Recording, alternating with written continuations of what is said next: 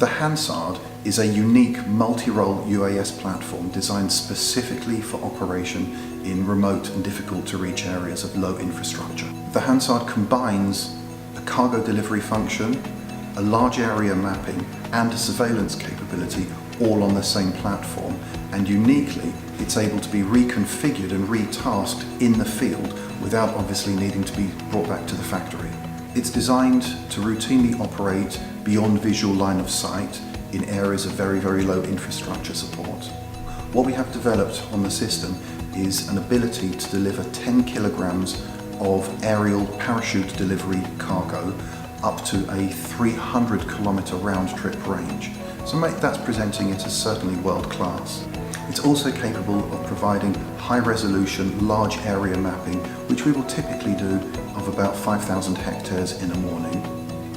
And thirdly, it's capable of providing live streamed aerial video surveillance from the drone back to the ground station at ranges of up to approximately 80 kilometres. The classic case is the use of cargo drones to deliver and carry medical supplies to remote and difficult to reach communities which otherwise are excluded from a timely medical supply chain. But it extends further than that. The problem is actually in two parts.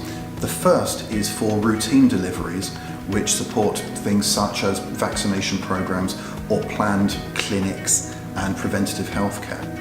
The second is what is very often the classic case for emergency healthcare provision, and that revolves around the supply of emergency anti-venom or other medications or pharmaceuticals where time is very, very critical because it can typically become life-saving.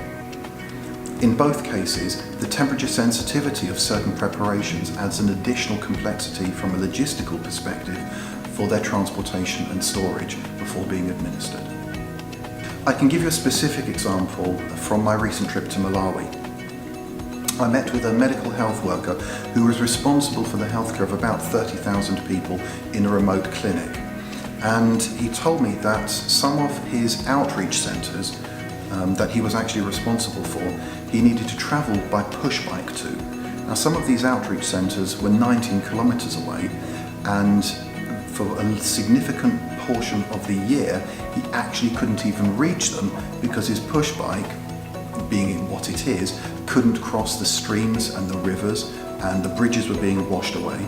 So for that period of time during the year, those communities actually had no healthcare provision, or it was very, very patchy. There are additional applications where drones can make a real difference as part of the emergency response following large-scale disasters such as typhoons and earthquakes. The advice that I would give all of the entrants to the challenge is to focus very clearly on the problem that you're trying to solve. Make sure that you examine all of the assumptions that you are drawing.